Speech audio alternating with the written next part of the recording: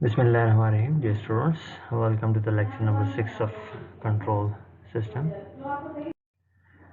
आज के कंटेंट्स देखते हैं। सबसे पहले कंटेंट में हमारे पास आएगा rotational mechanical system. Previous lecture में हम लोगों ने कुछ एग्जांपल्स की थी रोटेशनल मैकेनिकल सिस्टम्स की, उसी को कंटिन्यू करेंगे। इसमें हम लोग देखेंगे इंस्पेक्शन मेथड को हम लोग रोटेशनल मैकेनिकल सिस्टम्स के ऊपर कैसे इंप्लीमेंट करके ट्रांसफर फंक्शंस फाइंड आउट कर सकते हैं। सेकंड जो हमारे पास आज का टॉपिक होगा वो है सिस्टम विद गियर्स। अगर आपके पास ऐसे सिस्टम आ जाए, ऐसे मैकेनिकल सिस्टम आ जाए जिनके अंदर गियर्स इन्वॉल्व हों, तो उनसे आप लोगों ने ट्रांसफर फंक्शन कैसे फाइंड आउट करना है। अच्छा जी, अब प्रीवियस लेक्चर में जो हम लोगों ने एग्जांपल की थी उसी को अगर हम लोग चेक करें और उस पर देखें हम लोग इंस्पेक्शन मेथड कैसे इंप्लीमेंट करेंगे, तो ये उसकी इक्वेशंस थी। ये जो आपके पास दो इक्वेशंस आती हैं, इक्वेशन नंबर 1 थी आपके पास और ये बेसिकली आपके पास क्या थी, इक्वेशन नंबर 2 थी। ये दो इक्वेशंस हमारे पास आई थी जब हम लोगों ने रोटेशनल मैकेनिकल सिस्टम को सॉल्व किया था। अब अगर इसके लिए हम लोग इंस्पेक्शन मेथड लिखें तो सेम वही मेथड है जो आपके पास मैकेनिकल सिस्टम के केस में था। ये भी होगा अगर आप लोग पहले मास को J1 को अगर आप लोग रेफरेंस ले रहे हैं, तो यहाँ अगर आप लोग देखें तो आपके पास θ1 जो है ये आपके पास क्या है, पॉजिटिव है। क्यों? क्योंकि आपके पास J1 जो मास 1 था उसको हम लोग रेफरेंस ले रहे हैं। तो इसमें भी सेम वही है कि sum of impedances connected to the motion of motion at θ1। θ1 के साथ जितने भी इम्पिडेंसेस अटैच हैं उन सब के मोशन को हम लोग क्या करेंगे, यहाँ पे उन सब की इम्पिडेंसेस को हम लोग सम कर देंगे। तो अगर आपके पास वो फिगर मौजूद हो तो उस फिगर में आप देख सकते हैं कि आपके पास कौन कौन से वहाँ पे एलिमेंट्स मौजूद थे, इम्पिडेंसेस मौजूद थी। एक आपके पास J1 था, उसका अपना इनर्शिया, एक D1 अटैच था और K अटैच था। ठीक है, सिमिलरली माइनस साइन फार्मूले वाला आ गया। अब आपने क्या करना है, θ1 और θ2 के दरमियान यानी J1 और J2 के दरमियान में जो कॉमन इम्पिडेंसेस थी उनको लिख देना। ये माइनस साइन फार्मूले वाला आ गया। और अब कॉमन अगर मैं देखूँ तो उन दोनों में कॉमन सिर्फ K था। ठीक है, आप is equal to sum of applied torque at θ1। तो θ1 पे आपने क्या देखा था कि T ऑफ एस एक टॉर्क अप्लाई हुई थी। ठीक है, तो यहाँ से आपके पास क्या आ जाएगा, इक्वेशन नंबर 1 आ जाएगी यूजिंग इंस्पेक्शन मेथड। सिमिलरली जब मैं सेकंड इक्वेशन के लिए लिखूंगा तो मेरे पास θ2 रेफरेंस आ जाएगा। तो यहाँ पे θ2 की वैल्यू मैंने क्या किया, पॉजिटिव किया। तो क्या है, sum of impedances connected to the motion at θ2। θ2 के साथ आपने देखना है कि जितनी भी इम्पिडेंसेस अटैच्ड होंगी उनको आप लोगों ने क्या कर देना है, सम कर देना है। तो अगर आपके पास वो फिगर है तो उसमें देखें तो आपके पास उसका इनर्शिया था, आपके पास एक डैम्पर लगा हुआ था, एक स्प्रिंग लगा हुआ था, किसके साथ, मास 2 J2 के साथ। तो उन सबको हमने ऐड करके यहाँ पे लिख दिया और मल्टीप्लाई कर दिया उसकी डिस्प्लेसमेंट के साथ। माइनस फार्मूले वाला आ गया। अब आपने देखना है θ2 को जब θ1 के साथ कंपेयर करोगे तो इन दोनों के दरमियान में जो कॉमन इम्पिडेंस है वो देखेंगे। तो अगर आप लोग उस फिगर को देखो तो वहाँ आपके पास सिर्फ K जो था वो कॉमन था इन दोनों के दरमियान में, is equal to sum of applied torque. तो अप्लाइड टार्क आपके पास J2 पे कितनी थी, कोई भी नहीं थी। तो ये टर्म आपके पास क्या होगी, 0 हो गई। तो यहाँ से आपके पास क्या आ गई, इक्वेशन नंबर 1 और इक्वेशन नंबर 2 आ गई यूजिंग इंस्पेक्शन मेथड। तो आप देखें कि आपके पास सेम इक्वेशन आएगी जो आपने प्रीवियसली डिटेल मेथड में सॉल्व किया था। अब हम देखते हैं एक एग्जांपल। इस एग्जांपल को हम लोग करेंगे इंस्पेक्शन मेथड के साथ। इस केस में आपके पास 3 मासेस हैं, J1, J2, J3। अगर मैं पहली इक्वेशन आपको बना के बताऊँ इंस्पेक्शन मेथड से, तो पहली इक्वेशन जब भी मैं बनाऊंगा तो मेरे पास जो पहली एग्जांपल आएगी वो किसके, पहला मास क्या आएगा, पहली इक्वेशन आएगी वो J1 की इक्वेशन आएगी। तो J1 की इक्वेशन अगर मैं लिखना चाहूँ तो सबसे पहले क्या होगा कि जी पॉजिटिव साइन के साथ J1 के साथ जितने भी इम्पिडेंसेस अटैच हैं उनको सम कर दें। तो अगर यहाँ पे मैं देखूँ तो J1 के साथ कौन कौन सी इम्पिडेंस अटैच है, एक K अटैच है, एक D1 अटैच है और एक इसका अपना इनर्शिया अटैच है। तो जब मैं इसकी इक्वेशन लिखूंगा तो मैं इसकी इक्वेशन कैसे लिखूंगा, D1S plus K plus M1S square multiply by इसका अपनी डिस्प्लेसमेंट। ठीक हो गया, माइनस साइन फार्मूले वाला आ जाएगा। अब मैंने क्या करना है, कंपेयर करना है J1 को J2 के साथ। माइनस साइन माइनस J1 और J2 के दरमियान में जो कॉमन चीज़ लगी हुई है उसकी इम्पिडेंस। कॉमन क्या चीज़ लगी हुई है, सिर्फ K लगा हुआ है। यहाँ पे क्या आ जाएगा, K और θ2 ऑफ ऐसा आ जाएगा क्योंकि मैं इसके साथ J2 के साथ कंपेयर कर रहा हूँ। माइनस साइन फार्मूले वाला आ जाएगा। ठीक है, अब मैंने कंपेयर किससे करना है, J1 को J3 के साथ कंपेयर करना है, J1 को J3 के साथ कंपेयर करना है। और मैंने देखना है इन दोनों में कॉमन क्या चीज़ है। तो अगर मैं यहाँ पे फिगर को देखूँ तो इस केस में मेरे पास कोई भी चीज़ इन दोनों के दरमियान में कॉमन नहीं है क्योंकि बीच में एक मास आ रहा है मास आने की वजह से इन दोनों के दरमियान में कोई इम्पिडेंस कॉमन नहीं है। इम्पिडेंस से मुराद क्या है? स्प्रिंग, डैम्पर, फ्रिक्शनल फोर्सेस या उसका इनर्शिया या इस किस्म की चीज़ें। तो यहाँ पे अगर मैं देखूँ J1 और J3 के दरमियान में कोई भी चीज़ कॉमन नहीं है, क्योंकि बीच में आपके पास क्या है? मास आ गया है। कोई भी चीज़ से मुराद कि कोई भी इम्पिडेंस कॉमन नहीं है। तो यहाँ पे ये टर्म क्या हो जाएगी? 0 इज इक्वल टू, अब मैंने क्या करना है, J1 पे देखना है कोई टार्क अप्लाई हुई है कि नहीं हुई। तो यहाँ पे देखो, तो ये J1 पे T ऑफ T अप्लाई हुई है। तो यहाँ पे मैंने क्या लिख दूँगा? T of S, sum of all applied torques on J1। तो ये मेरे पास क्या आ जाएगी? इक्वेशन नंबर 1 आ जाएगी। सिमिलरली अगर मैं इक्वेशन नंबर 2 को लिखूं, तो इक्वेशन नंबर 2 के केस में इंस्पेक्शन मेथड से इक्वेशन नंबर 2 मेरे पास क्या बनेगी? अब मेरे पास रेफरेंस क्या है? इक्वेशन नंबर 2 मेरे पास रेफरेंस है, तो इट मीन्स कि मेरे पास इक्वेशन नंबर 2 क्या आएगी? प्लस साइन के साथ आएगी। तो इक्वेशन नंबर 2 के पहले क्या है कि आपके पास J2 के साथ जितनी भी इम्पिडेंसेस अटैच्ड हैं उन सब का सम कर लें। तो यहाँ पे अगर मैं इसको सम करूँ तो क्या क्या सम आएगा? एक तो इसका अपना इनर्शिया अटैच, ओ सॉरी पिछले केस में मैंने m लिखा था, ये बेसिकली J है, अच्छा उसे करेक्ट कर लीजिएगा। J2S स्क्वायर प्लस ये आपके पास एक K आपको नज़र आ रहा है, इसके साथ अटैच है, ये D2 इसके साथ अटैच नज़र आ रहा है आपको। तो ये क्या हो जाएगा? D2S प्लस K, और इसका क्या आएगा? डिस्प्लेसमेंट किसकी आएगी? J2 की आएगी, क्योंकि J2 आपके पास क्या है? रेफरेंस है। तो देखें रेफरेंस होने की वजह से ये क्या साइन आया? पॉजिटिव साइन यहाँ पे आपके पास J2 की वजह से आया, क्योंकि J2 रेफरेंस है। माइनस फार्मूले वाला आ गया। अब मैंने देखना है कि J2 और J1 के दरमियान रेफरेंस क्या, सॉरी कॉमन इम्पिडेंस क्या है। तो यहाँ अगर मैं देखूँ तो मेरे पास कॉमन क्या है? K कॉमन है, K, और डिस्प्लेसमेंट किसकी आएगी? जिसके साथ मैं कंपेयर कर रहा हूँ, J1 के साथ कंपेयर कर रहा हूँ, तो J1 की डिस्प्लेसमेंट क्या है? θ1 है। अच्छा जी, नेक्स्ट स्टेप में मैंने क्या करना है? माइनस साइन, यही मेरे पास फार्मूले वाला आ जाएगा। अब मैंने J2 और J3 को आपस में कंपेयर करना है। तो जब मैं आपस में कंपेयर करूंगा, देखूंगा इन दोनों में कॉमन चीज़ क्या है आपके पास? D2 कॉमन है। तो यहाँ पे क्या आ जाएगा? माइनस D2S, ये इसकी इम्पिडेंस है ना, मल्टीप्लाई बाय θ3 ऑफ S, जो कि उसकी डिस्प्लेसमेंट है, किसकी? J3 की, is equal to sum of all the applied torques on J2। यहाँ अगर मैं देखूँ तो J2 के ऊपर कोई टार्क अप्लाई हो रही है?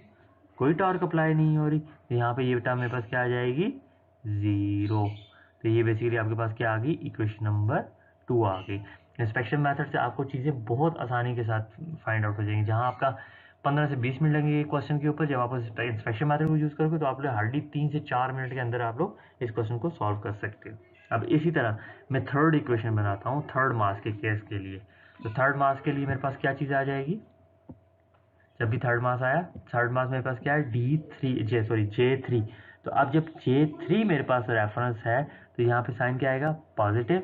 और मैंने देखना है कि J3 के साथ जो जो चीज़ें अटैच्ड हैं, जो जो इम्पिडेंसेस अटैच हैं, उनको सम कर लेना है। तो क्या क्या अटैच हैं? D2 अटैच है, D3 अटैच है, और इसका अपना इनर्शिया अटैच है। तो ये मेरे पास क्या आ जाएगा? J3S स्क्वायर प्लस, अगर मैं S को कॉमन ले लूँ, D2 plus D3 into S, ये चीज़ आ गई, और मल्टीप्लाई बाय इसी की अपनी डिस्प्लेसमेंट, ठीक है, माइनस, ये माइनस साइन किसका है? फार्मूले वाला है। अब मैंने देखना है कि कंपेयर किसके साथ करना है।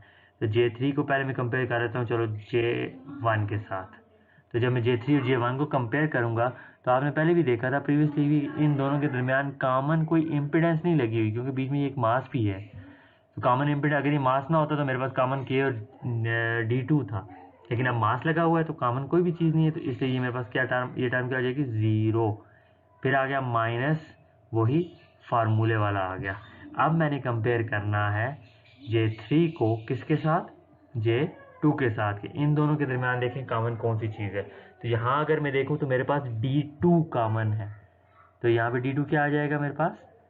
ये आ जाएगा D2, चेंज कर देता हूँ, ये आपके पास आ जाएगा D2S, और डिस्प्लेसमेंट किसकी आएगी? θ2 ऑफ S की आ जाएगी, इज इक्वल टू J3 के ऊपर अगर आप देखें कोई फोर्स अप्लाई हो रही है, सॉरी कोई टार्क अप्लाई हो रही है, नहीं हो रही, तो इसका मतलब ये आपके पास क्या आ जाएगी? 0।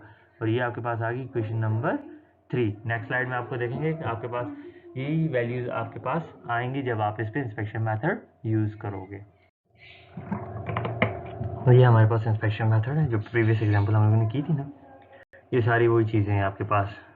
इन सारे इक्वेशन को यूज़ करके आप देखेंगे आपके पास बिल्कुल सेम वही इक्वेशन बनेगी जो भी हम लोगों ने प्रीवियस स्लाइड्स के ऊपर बनाई थी। यहाँ से आप इसको थोड़ा सा मेमोराइज कर लें। अगर 4 मासेस हुए तो यहाँ पे माइनस चौथा मास भी आ जाएगा, ठीक है। अगर 3 ही है तो यहाँ ही तक रहेगा, अगर 2 है तो फिर आपके पास सिर्फ ये चीज़ें यूज़ होंगी। तो इस तरह से आप लोग इसको एक्सटेंड भी कर सकते हो और इसे कॉन्ट्रैक्ट भी कर सकते हैं इस इक्वेशन को। अगर आप प्रीवियस एग्जांपल्स जो हम लोगों ने की थी इंस्पेक्शन मेथड के साथ, ये देखें वही सारी की सारी इक्वेशंस आपके पास बनी हैं जो हम लोगों ने वहाँ पे बनाई थी। θ1 θ2 के साथ माइनस है और यहाँ पे आपके पास क्या आ गया, 0 आ गया। टी ऑफ एस आपके पास अप्लाइड टार्क आ गई। फिर ये आई इक्वेशन दो इक्वेशन ये आ गई, एक ये आ गई। सिमिलरली ये θ1 और तीसरी इक्वेशन में ये हमारे पास 0 था θ1, θ2 की ये वैल्यू थी और θ3 की ये वैल्यूज़ आपके पास आई थी। तो ये सारी की सारी वो वैल्यूज़ हैं जो हम लोगों ने इंस्पेक्शन मेथड के साथ प्रीवियस एग्जाम्पल में कैलकुलेट की हुई थी, ठीक है। अब हम आते हैं अपने सेकंड टॉपिक पे ऊपर, टेक्स्ट के सेकंड टॉपिक के ऊपर, transfer function for system with gears. आपके पास अगर सिस्टम के अंदर गेयर्स आ जाएं तो आपने उनका ट्रांसफर फंक्शन कैसे कैलकुलेट करना है। बेसिकली आपके पास जो गेयर्स होते हैं they provide the mechanical advantage to rotational systems, ठीक है। ये इसकी कुछ प्रॉपर्टीज़ हैं गेयर्स की। Gears allow you to match the drive system and the load, a trade off between speed and torque. Find the transfer function for rotational system associated with the gears or gear trains. Backlash, which occurs because of the velocity fit between two matched gears. Basically backlash जो आपके पास होता है ये आपके पास non linearity होती है gears के अंदर। जब आपके पास gears लूजली कनेक्टेड होते हैं तो थोड़ा सा जर्क जो आता है वो बेसिकली बैकलैश की वजह से आपके पास आ रहा होता है। We assume that there is no backlash and find the transfer function for rotational system associated with gears or gear trains. हम लोग अपने सिस्टम के अंदर ये ज्यूम करेंगे कि हमारे पास बैकलैश का जो फिनोमेना है या जो आपके पास नॉन लीनियरिटी आती है वो बेसिकली इसके अंदर मौजूद नहीं है, ठीक है। तो हम लोग इसे जनरली नहीं कंसिडर करेंगे कि किसी किस्म की कोई नॉन लीनियरिटी इस सिस्टम के अंदर मौजूद नहीं। अब हम देखते हैं कि हमारे पास गियर्स के अंदर कुछ चीज़ें मौजूद होती हैं, जैसे कि उसका रेडियस, नंबर ऑफ़ टीथ जो उसके ऊपर बने होते हैं, उसकी डिस्प्लेसमेंट जो उसके ऊपर एंगुलर डिस्प्लेसमेंट जो उसके ऊपर टॉर्क अप्लाई की होती है। इन चारों चीज़ों के आपस में हम लोग रिलेशंस देख रहे होते हैं, ठीक है। रिलेशन फाइंड आउट करेंगे जो कि आगे हम लोग जब इसको ट्रांसफर फंक्शन की फॉर्म में कन्वर्ट करेंगे तो वो यूज़ करेंगे। तो हमारे पास ये लीनियराइज्ड इंटरेक्शन है बिटवीन द टू गियर्स, ठीक है, जो इस फिगर में हमने रिप्रेजेंट की हुई है क्योंकि हमने एग्ज्यूम किया होगा आपके पास बैकलैश 0 है तो इसलिए आपके पास लीनियराइज्ड इंटरेक्शन होगी। And input gear with radius r1 and n1 teeth is rotated through angle theta1 of t due to the torque t1 of t। अब हमने कहा है कि हमारे पास ये जो छोटी टार्क है आपके पास, छोटा आपके पास गियर है, ये बेसिकली आपके पास क्या है, इनपुट है, ठीक है। और ये बड़ी जो गियर आपके पास R2 है या N2 गियर है, ये आपके पास क्या है, आउटपुट गियर है। अब जो R1 है आपके पास ये बेसिकली रेडियस है गियर 1 का, N1 आपके पास नंबर ऑफ टीथ हैं गियर 1 के, θ1 ऑफ टी एंगुलर डिस्प्लेसमेंट है, t1 ऑफ टी आपके पास टार्क है। अब जब हम लोग इनपुट गियर के ऊपर टार्क अप्लाई करेंगे क्लॉकवाइज डायरेक्शन में तो हमारे पास आउटपुट पे काउंटर क्लॉकवाइज डायरेक्शन में एक टार्क जनरेट होगी जिसकी वजह से आपके पास काउंटर क्लॉकवाइज डायरेक्शन में ही एंगुलर डिस्प्लेसमेंट भी होगी। या अगर गियर्स को आपने फिजिकली देखा हो तो आप देख सकते हैं कि अगर आप एक गियर के ऊपर टार्क क्लॉकवाइज डायरेक्शन में लगाएं तो दूसरी गियर के ऊपर आपके पास काउंटर क्लॉकवाइज डायरेक्शन में टार्क रिसीव होती है, ठीक है। An output gear with radius R2 and 2 teeth respond by rotating through angle θ2 deliver torque T of t। अब हमने क्या करना है, find the relation between the rotation of the gear θ1 and gear θ2। θ1 और θ2 के जो रोटेशन हो रही है, एंगुलर रोटेशन है, इनके दरमियान हम लोग क्या करेंगे, रिलेशन फाइंड आउट करेंगे। अच्छा जी, अब हम क्या करते हैं, इनके रिलेशंस फाइंड आउट करते हैं। सबसे पहले the gear turn the distance travel along each gear circumference is the same thus. तो अगर हम देखें तो आपके पास ये जो आर्क डिस्टेंस है, यहाँ पे जो आर्क बनती है, बेसिकली जो आर्क आपके पास R1 की है वही आपके पास R2 की है। ये जो आपस में पॉइंट ऑफ कनेक्शन होता है बेसिकली वो आपके पास जितना ये मूव करेगी उतना ही आपके पास गियर 2 भी मूव करेगा। तो इससे मुराद क्या हुई कि आपके पास जितना आर्क डिस्टेंस इनपुट गियर का ट्रैवल होगा उतना ही आर्क डिस्टेंस आपके पास गियर 2 का या आउटपुट गियर का ट्रैवल होगा। तो आर्क डिस्टेंस के बारे में अगर हम देखें तो आपके पास क्या बनता है कि आर्क डिस्टेंस S1 आपके पास हमेशा इक्वल होगा S2 के, S1 आपके पास बेसिकली क्या है, arc distance of gear 1, S2 आपके पास क्या है, आर्क डिस्टेंस ऑफ गियर 2। तो बेसिकली आर्क डिस्टेंस होता किसके बराबर है, R into theta, angular displacement into radius of the gear. ये बेसिकली आपके पास क्या होता है, आर्क डिस्टेंस होता है। तो जब गियर के केस आ गया तो जितना आर्क डिस्टेंस आपके पास इनपुट गियर ट्रेवल करेगी उतना ही आर्क डिस्टेंस आपके पास आउटपुट गियर ट्रेवल करेगी। तो हम कह सकते हैं कि आपके पास S1 is equal to S2, और यहाँ से अगर मैं रिलेशन लिखूँ तो मैं लिख सकता हूँ कि R1 theta 1 is equal to R2 theta 2। R1 क्या है आपके पास, इनपुट गियर का रेडियस है, R2 आपके पास आउटपुट गियर का रेडियस है, थीटा 1 आपके पास इनपुट गियर का डिस्प्लेसमेंट है, और थीटा 2 आपके पास आउटपुट गियर की डिस्प्लेसमेंट है। तो बेसिकली ये आपके पास रिलेशन आ गया किसका, रेडियस का और एंगुलर डिस्प्लेसमेंट का। The ratio of the number of teeth along the circumference is in the same proportion as the ratio of the radii। अगर इसको मैं लिखूँ उस तरह से रेशो की फॉर्म में, इनको अगर हम रेशो की फॉर्म में लिखें, बेसिकली रेशो की फॉर्म में अगर लिखें तो क्या हो जाएगा, मेरे पास R1 divided by R2 is equal to theta 2 divided by theta 1। या ऐसे मैं दूसरी तरह से लिखूँ तो ये मेरे पास क्या बनेगा, R2 divided by R1 is equal to theta 1 divided by theta 2। तो बेसिकली ये मेरे पास किसकी फॉर्म में आ जाएगा, रेशो की फॉर्म में सारे के सारे रिलेशन आपके पास आ जाएंगे। ठीक होगा, दो क्वांटिटीज़ का हमारे पास रिलेशन आ गया, यानी एंगुलर डिस्प्लेसमेंट और रेडियस का रिलेशन मेरे पास आ गया। अब रह गया हमारे पास नंबर ऑफ टीथ रह गए, आपके पास नंबर ऑफ टार्क रह गई। So the ratio of the angular displacement of the gear is inversely proportional to the ratio of the number of teeth. जिसे आप रेशो की फॉर्म में लिखोगे तो आपके पास वो इनवर्सली प्रोपोर्शनल होंगे। अब अगर मैं देखूँ, मैं कहूँ कि मेरे पास जो नंबर ऑफ टीथ हैं उनका साइज़ फिक्स्ड है, ठीक है, उनका साइज़ वेरी नहीं कर रहा, ना ही आपके पास इनपुट गियर का साइज़ वेरी कर रहा है, ना ही आपके पास आउटपुट गियर का साइज़ वेरी कर रहा है। तो आप कह सकते हैं ना कि आपके पास जो नंबर ऑफ़ टीथ हैं, या जो आपके पास गियर 1 और गियर 2 के जो रेडियसेस हैं वो डिपेंड कर रहे हैं आपके टीथ के ऊपर। अगर साइज़ उनका सेम है, सेम साइज़ में अगर फॉर एग्जांपल मेरे पास रेडियस R1 के ऊपर 100 अगर टीथ हैं, ठीक है, तो R2 के ऊपर अगर 200 टीथ हैं, तो मैं कह सकता हूँ अगर मैं 200 से 400 करूँगा तो डेफिनेटली R2 का रेडियस भी बढ़ जाएगा। R1 के अगर 100 टीथ हैं, 100 से मैं अगर 200 टीथ करूँगा तो मेरे पास R1 का रेडियस भी डबल हो जाएगा। तो अगर आपके पास टीथ का साइज़ सेम है तो फिर मैं कह सकता हूँ कि जी मेरे पास डायरेक्टली प्रोपोर्शनल है, कि आपके पास जो रेडियस है वो डायरेक्टली प्रोपोर्शनल होगा नंबर ऑफ़ टीथ के, अगर आपके पास टीथ का साइज़ सेम रहता है। तो अगर R1 की अगर मैं बात करूँ तो R1 डिपेंड कर रहा है N1 के ऊपर, R2 डिपेंड कर रहा है N2 के ऊपर। नंबर ऑफ़ टीथ बढ़ते जाएंगे, आपका रेडियस बढ़ता जाएगा, नंबर ऑफ़ टीथ कम होते जाएंगे, आपका रेडियस कम होता जाएगा। तो आपके पास अगर मैं इनका रिलेशन लिखूँ तो मैं कह सकता हूँ कि आपके पास जो रेडियस का रिलेशन है वो डायरेक्टली प्रोपोर्शनल है आपके पास नंबर ऑफ़ टीथ के ऊपर, ठीक है। R1 डिवाइडेड बाई R2 की रेशो इक्वल होती है N1 डिवाइडेड बाई N2 के। अब हमें पता है कि आपके पास R1 और R2 का रिलेशन क्या है, वो थीटा के साथ है। तो मैं एग्जैक्टली इन तीनों टर्म्स को एक साथ लिख सकता हूँ कि मेरे पास जो ओवरऑल रिलेशन बन गया वो ये बन गया। यानी इससे मुझे ये पता लगता है कि मेरे पास एंगुलर डिस्प्लेसमेंट का और नंबर ऑफ़ टीथ का रिलेशन मौजूद है, मेरे पास एंगुलर डिस्प्लेसमेंट और रेडियस का रिलेशन मौजूद है, मेरे पास रेडियस और नंबर ऑफ़ टीथ का रिलेशन मौजूद है। तो तीन रिलेशंस मेरे पास आ गए जो मैंने बेसिकली इसमें फाइंड कर रहा हूँ ना। मैंने प्रीवियस स्लाइड में बताया ना, आपके पास टीथ हैं, एंगुलर डिस्प्लेसमेंट है, रेडियस है, आपके पास टार्क है, आपने उन सबके रिलेशंस फाइंड आउट करने। तो ये बेसिकली हम लोग क्या कर रहे हैं, इनकी रिलेशंस फाइंड आउट कर रहे हैं। अब हमारे पास जो रिलेशन आ गया, आपके पास आर का रिलेशन आ गया, आपके पास एन का रिलेशन आ गया, आपके पास थीटा का रिलेशन आ गया। चौथी चीज़ जो बचती है वो आपके पास बचती है टार्क। अब हम देखते हैं कि टार्क का रिलेशन इन तीनों के साथ या इनमें से किसी एक के साथ भी अगर आ जाए तो हम लोग उन तीनों के साथ इसका रिलेशन ड्राइव कर सकते हैं, क्योंकि आपके पास वो सारे के सारे एक दूसरे के साथ क्या है, इंटरलिंक्ड हैं। तो हमने ये एज्यूम किया था कि हमारे पास जो गेयर्स हैं वो लॉसलेस हैं। अब अगर गेयर लॉसलेस हैं तो इसका मतलब है जो गेयर 1 पे एनर्जी होगी वो टोटली कन्वर्ट हो जाएगी या इक्वल होगी आपके पास गेयर 2 के ऊपर, ठीक है। तो ट्रांसलेशनल एनर्जी जो होती है वो बेसिकली होती है फोर्स टाइम डिस्प्लेसमेंट के, ठीक है, एफ इंटू एक्स के इक्वल होती है। और जो रोटेशनल एनर्जी आपके पास होती है वो बेसिकली होती है torque multiply by angular displacement के।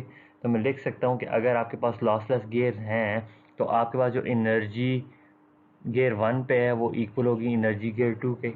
जो आपके पास ट्रांसलेशनल एनर्जी होती है वो बेसिकली फोर्स इनटू डिस्प्लेसमेंट की इक्वल होती है। जो आपके पास रोटेशनल एनर्जी होती है वो basically torque into angular displacement की इक्वल होती है। तो यहाँ से इसकी मैं रेशियोज फाइंड आउट कर सकता हूँ, ठीक है। यहाँ से अगर मैं इसकी रेशियो लिखना चाहूँ तो मैं रेशियो लिख सकता हूँ कि T1 divided by T2 is equal to theta 2 divided by theta 1 लिख सकता हूँ। अब मेरे पास क्या होगा, इन चारों के रिलेशंस मौजूद हैं, ठीक है। अब मेरे पास अगर थीटा के साथ रिलेशन आ गया तो थीटा का मुझे पता है ना कि थीटा का रिलेशन किसके साथ, थीटा का रिलेशन रेडियस के साथ भी है, थीटा का रिलेशन आपके पास नंबर ऑफ टीथ के साथ भी है। तो अब इन चारों टर्म्स का रिलेशन एक दूसरे के साथ मौजूद है। तो अब अगर मैंने फॉर एग्जांपल इसी सिनेरियो में देखूं तो मैंने अगर टार्क और नंबर ऑफ टीथ का रिलेशन फाइंड आउट करना है तो टार्क और नंबर ऑफ टीथ का रिलेशन क्या होगा, ये आपके पास टार्क और नंबर ऑफ टीथ का रिलेशन आ गया। अब अगर इनमें से मुझे 3 क्वांटिटीज़ गिवन हो, ठीक है, ये क्वांटिटीज़ गिवन हो तो ये मैं फाइंड आउट कर सकता हूँ। इस किस्म के रिलेशंस आपके पास आगे आप लोगों ने गेयरिंग सिस्टम के अंदर फाइंड आउट करने होंगे। अब इस एग्जांपल में हम लोग देखते हैं कि आप गेयर्स के इफेक्ट को कैसे सिस्टम के अंदर इनकॉर्पोरेट करेंगे।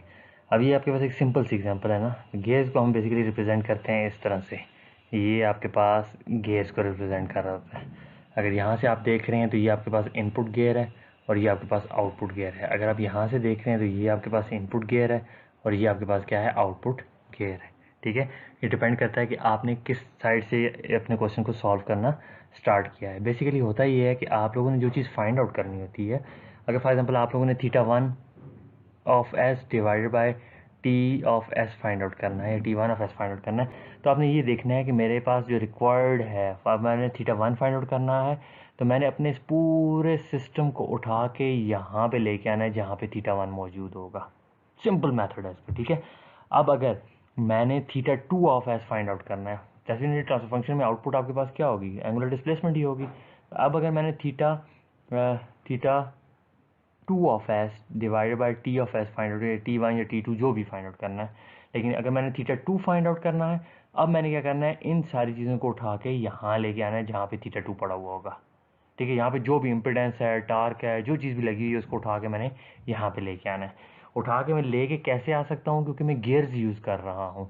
तो गियर्स की जो रिलेशंस मैंने फाइंड आउट किए थे उसकी मदद से मैं इन चीज़ों को उठा के इस जगह पे लेके आ सकता हूँ। कैसे लेके आ सकता हूँ, अब अगर मैं सिंपली आपसे बात करूँ, मैं कहता हूँ जी ये अगर टार्क T1 है, इसको मैंने उठा के यहाँ लेके आऊँगा तो गियर्स की वजह से यहाँ पे एक टार्क प्रोड्यूस होगी अपोजिट डायरेक्शन में। ये देखें, ये क्लॉकवाइज डायरेक्शन में है तो ये उसके अगेंस्ट काउंटर क्लॉकवाइज डायरेक्शन में होगी। इसे मैं कहता हूँ ये बेसिकली आपके पास क्या है, T2 ऑफ T है, एक सेकंड टार्क जनरेट हुई। अब मैंने T2 जो नई टार्क जनरेट हुई उसकी वैल्यूज़ फाइंड आउट करनी है। तो अगर मैं पीछे अपना रिलेशन देखूँ जो पीछे हम लोगों ने प्रीवियसली फाइंड आउट किया था, तो उसमें T2 divided by T1 of T किसके इक्वल था, उसका और एंगुलर डिस्प्लेसमेंट का रिलेशन मेरे पास मौजूद था ना, मैं उसको यूज़ करके यहाँ पे इसको कैलकुलेट कर सकता हूँ। ठीक है, तो इस तरह से आप लोगों ने जो नई टार्क बनेगी उसकी वैल्यूज़ फाइंड आउट करनी है। अब अगर आप जब इस जे को उठा के यहाँ से ऊपर लेके जाएंगे, ठीक है, इस जे को उठा के जब आप ऊपर लेके जाओगे तो इसकी अपनी एक वैल्यूज़ होंगी। ठीक है, इस डी को उठा के जब यहाँ लेके जाओगे तो उसकी अपनी एक वैल्यू होगी। वो वैल्यू क्या होगी, उसके अंदर ये गियर का इफेक्ट शामिल होगा। आप डायरेक्ट इसको के को उठा के यहाँ नहीं लेके आ सकते, के साथ कोई चीज़ मल्टीप्लाई होगी, कोई चीज़ डिवाइड होगी जो कि इस गियर के इफेक्ट को इनकॉर्पोरेट कर रही होगी। आगे डिटेल में इसकी एग्जाम्पल को हम सॉल्व करते हैं नेक्स्ट स्लाइड से, फिर आपको आइडिया हो जाएगा कैसे आपने इस गियर को रिमूव करना है जब इसका आपने इफेक्ट इन चीज़ों के ऊपर डाल दिया। बेसिकली इफेक्ट किसके ऊपर पड़ेगा, टार्क पे पड़ेगा, जे पे पड़ेगा, डी पे पड़ेगा और के पे पड़ेगा। इसके अलावा आपके पास गियर के इफेक्ट किसी और चीज़ के ऊपर नहीं पड़ता। अच्छा जी, अब इस सिनेरियो को अगर देखें जो प्रीवियस पिक्चर में हमने देखा था, हमने क्या किया है, अब T1 को उठा के नीचे ले आए हैं कहाँ पे, जहाँ पे हमारे पास थीटा 2 मौजूद था। ठीक है, ये देखें थीटा 2 वाली जगह पे हमने T1 को उठा के लेके आए। अब जब T1 को लेके आएंगे तो वो T1 नहीं रहेगी, मैंने ये कहा था ना वहाँ एक और टार्क जनरेट होगी जिसे हमने कह दिया कि ये T2 है। अब बेसिकली T2 क्या चीज़ है, T2 की वैल्यू हम लोग यहाँ से फाइंड आउट करेंगे। तो T2 आपके पास किस चीज़ के इक्वल आएगा, N2 divided by N1 A multiply by T1। तो यहाँ मैंने T2 की वैल्यू पुट कर दी, T1 of T N2 divided by N1 और थीटा 2 आपके, ये अब आपके पास क्या है, टार्क है बेसिकली, ये आपके पास टार्क बन गई। ठीक है, थीटा 2 आपके पास क्या है, वही जो एंगुलर डिस्प्लेसमेंट जो फिगर में आप लोगों ऑलरेडी गिवन है, डी अपनी जगह पे है, के अपनी जगह पे है, जे अपनी जगह पे है।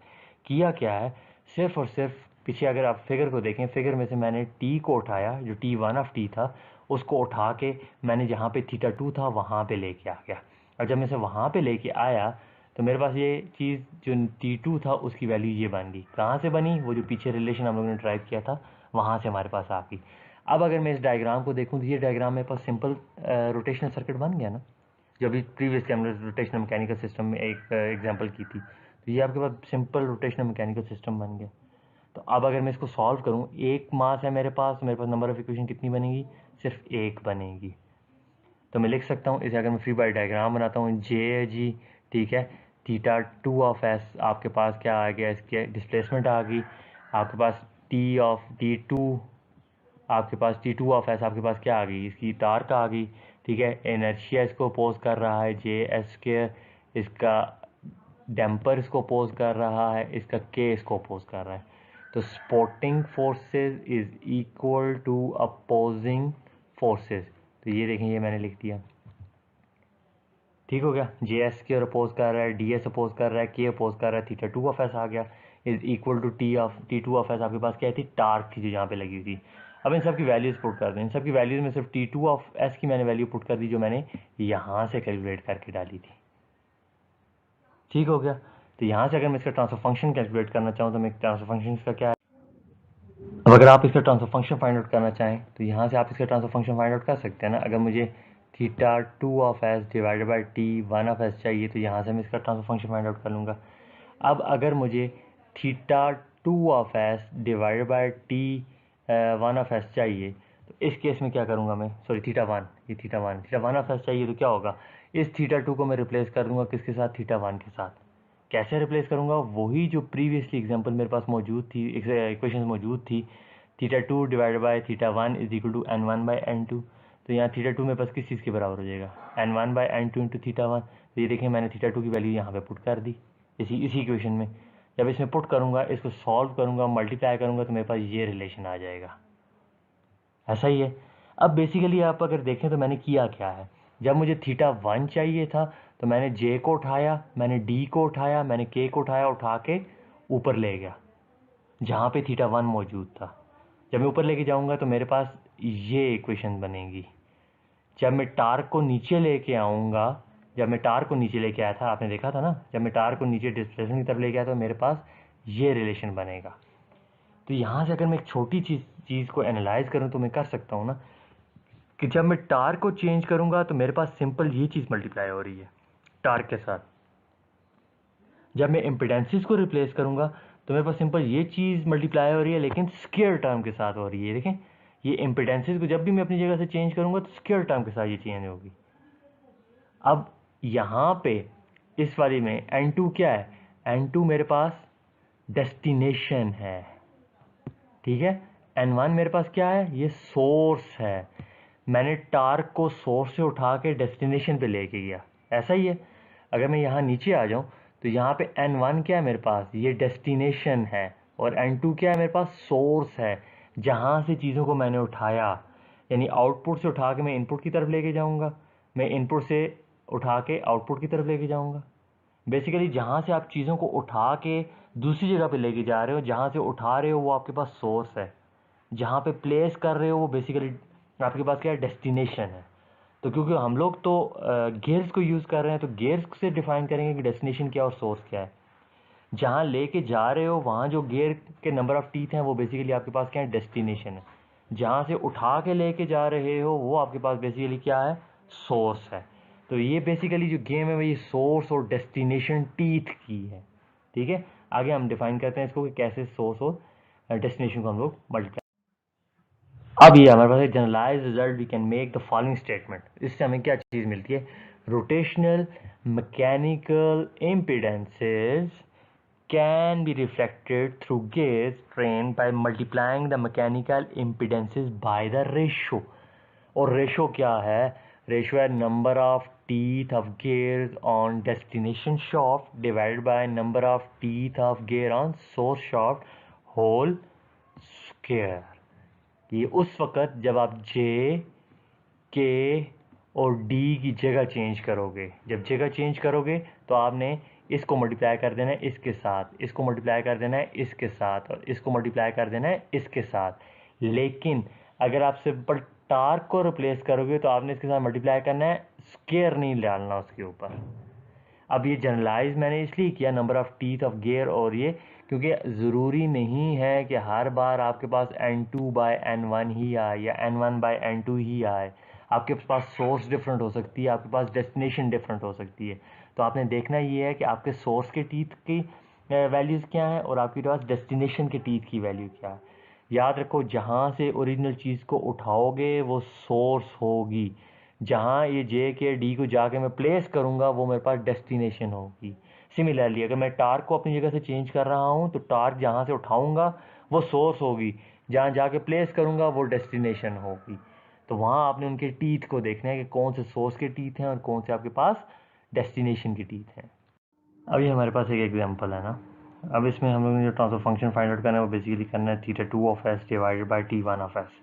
अब मैंने आपसे ये कहा था कि पहला स्टेप आपने देखना है कि आपने फाइंड क्या करना है। बेसिकली मैंने थीटा 2 फाइंड आउट करना है ट्रांसफर फंक्शन के अंदर, तो थीटा 2 मेरे पास इस फिगर के अंदर किस जगह मौजूद है, तो ये मेरे पास थीटा 2 पड़ा हुआ है। ठीक है, तो मैं क्या करूँगा, इन सारी चीज़ों को उठाऊँगा, उठा के यहाँ पे पुट करूँगा।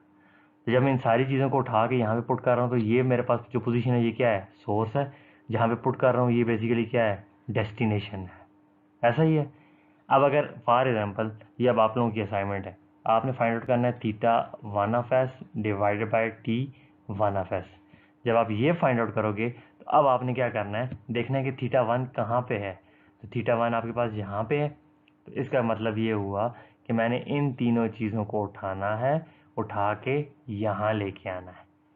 ठीक है, तो अब मेरे पास क्या हुआ, जहाँ से मैं उठा रहा हूँ ये मेरे पास सोर्स हो गया, जहाँ पे प्लेस कर रहा हूँ ये मेरे पास डेस्टिनेशन होगी।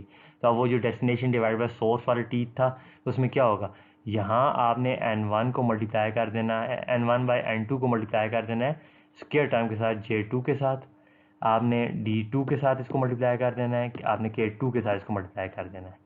ठीक है, लेकिन जो अभी हम लोग एग्जांपल करेंगे, जो हमें अभी क्वेश्चन में उसने पूछा वो ये आपकी होम प्रैक्टिस प्रॉब्लम है। ठीक है, ये थीटा 1 वाला, ये वाला आपका होम प्रैक्टिस प्रॉब्लम है। अब अगर हम लोगों ने theta 2 of S find out करना है तो थीटा 2 के केस में हमने इन सारी चीज़ों में क्या है, J1 है, D1 है और T1 है। थीटा तो ऑलरेडी आपके पास वहाँ पे मौजूद है। अब ये सोर्स है, ये डेस्टिनेशन है, तो टार्क के साथ मैंने किसको मल्टीप्लाई कर देना है, डेस्टिनेशन डिवाइडेड बाय सोर्स। और D1 के साथ मैंने किसको मल्टीप्लाई करना है, destination divided by source whole square. J1 के साथ मैंने किसको कर देना है, destination divided by source whole square. ठीक है, जब आप इसे नीचे लेके आएंगे, अच्छा जी, जब आप इसे अगली स्लाइड पे ले अगली जगह पे लेके आएंगे, इसको अपनी इसकी पोजीशन को रिप्लेस करेंगे, इन सारी चीज़ों की पोजीशन को प्लेस करके यहाँ पे लेके आएंगे, तो यहाँ पे ये देखें टी की वैल्यू क्या बन जाएगी, ये बन जाएगी। जे ई क्या आपके पास है, ये मास और ये जो J1 है ये आपस में क्या हो जाएंगे, ऐड हो जाएंगे। अब बेसिकली J1 क्या था आपके पास, J1 multiply by destination divide by source teeth whole square plus J2 आपके पास ये जो ऑलरेडी यहाँ पे ये वाला पड़ा हुआ है। और K जो है वो K2 किस में ऐड हो जाएगा, अगर K2 आपके पास कोई दूसरा K भी मौजूद है तो उसमें ऐड हो जाएगा, अगर नहीं है तो वो आपके पास K2 ही रहेगा। सिमिलरली D के केस में क्या होगा, D1 के साथ गेयर का इफेक्ट मल्टीप्लाई होगा, ये मल्टीप्लाई हुआ, और D2 सिंपली इसके साथ ऐड होकर DE बन जाएगा। अब अगर मैं इस डायग्राम को देखूं तो बेसिकली ये जो डायग्राम मेरे पास आती है ये एक सिंपल रोटेशनल सर्किट बन गया। ठीक है, इसको थोड़ा सा मैं फिर आपके लिए एक बार रिपीट कर देता हूँ कि आपने जब इस वैल्यू को उठाया, इसको उठाया और इसको उठाया, सोर्स से डेस्टिनेशन की तरफ लेके गए, तो आपके पास इनकी वैल्यूज़ चेंज होगी। ये देखें ये वैल्यू बन गई, D1 की वैल्यू ये बन गई, J1 की वैल्यू आपके पास ये बन गई। अब वहाँ पे जो डेस्टिनेशन थी वहाँ पे ऑलरेडी J2 पड़ा हुआ था, D2 पड़ा हुआ था, तो आपका ये जो J1 है ये J2 में ऐड हो जाएगा, ये D1 D2 में ऐड हो जाएगा, लेकिन ओरिजिनल वैल्यूज़ के साथ। ठीक है, ये जो इसके साथ वैल्यू थी ना N2 divide by N1, N2 divide by N1, वो इनके साथ मल्टीप्लाई होकर इनके साथ ऐड हो जाएगा, ये इसके साथ ऐड हो जाएगा। अब आप इसके ऊपर सिंपल रोटेशनल सर्किट वाला रिलेशंस लगाएं, फार्मूले लगाएं, तो आपके पास क्या आएगा, फाइनल में ट्रांसफर फंक्शन आ जाएगा। नेक्स्ट स्लाइड में हम देखते हैं कि आपके पास ट्रांसफर फंक्शन कैसे आएगा। अब आपके पास सिर्फ एक मास वहाँ पे मौजूद है ना, जो आपके पास फाइनल फिगर बनी वहाँ पे आपके पास सिर्फ एक मास है, तो वो बेसिकली मास क्या है, JE है। अब अगर उसकी मैं डिस्प्लेसमेंट देखूँ तो उसकी जो डिस्प्लेसमेंट थी वो डिस्प्लेसमेंट क्या थी, ये उसकी डिस्प्लेसमेंट थी थीटा 2 ऑफ एस, ऐसा ही था। जो अप्लाइड फोर्स थी, अप्लाइड टार्क थी, वो उसकी सपोर्टिंग डायरेक्शन में थी, कौन सी थी, T1 of S divided by N2 by N1। और जो चीज़ें इसको अपोज कर रही थी वो कौन कौन सी चीज़ें इसको अपोज कर रही थी, एक इसको अपोज कर रहा था JE S स्क्वायर अपोज कर रहा था, एक DE S अपोज कर रहा था, और एक इसको के ई अपोज कर रहा था। अब के ई डी ई जे ई क्या है वो आपने प्रीवियस स्लाइड में फिगर से देख लेंगे आपके पास क्या है। अब जब इनसे मैं इसका रिलेशन ड्राइव करूँगा तो क्या आएगा, sum of all the opposing forces multiply by displacement of that body is equal to torque, जो अप्लाइड टार्क है आपके पास। तो अब ये जे ई की वैल्यू पुट कर दें, इसमें डी ई की वैल्यूज पुट कर दें, इसे सिंप्लीफाई करेंगे जब आप, तो आपके पास जो जी ऑफ एस आएगा वो ये चीज़ आ जाएगी। ठीक है, ये आपके पास बेसिकली आ गया transfer function of that system. Block diagram में अगर रिप्रेजेंट करते हैं तो ये आपके पास इनपुट है, ये आपके पास आउटपुट है, ये आपके पास क्या है, जी ऑफ एस ट्रांसफर फंक्शन है। अब आप लोगों ने करना क्या है, ये तो आपके पास क्या था, theta 2 of S divided bye T 1 of S था। आपकी असाइनमेंट प्रैक्टिस प्रॉब्लम है कि आपने theta 1 of S divide by T of S find out करना है, T 1 of S find out करना है, और देखना है कि ये जो रिलेशंस हैं ये आपकी प्रैक्टिस के लिए, तो कैसे आप लोगों ने इसको सॉल्व करना है। ये था आज का आपका लेक्चर। उम्मीद करते हैं कि सारा कुछ आपको क्लियर हो गया होगा। स्टिल अगर कोई क्वेश्चन है तो आप उन्हें नोट डाउन कर लीजिएगा, इंशाल्लाह लाइव सेशन में हम लोग उनको डिस्कस कर लेंगे। Thank you very much for your time. अल्लाह हाफ़िज़।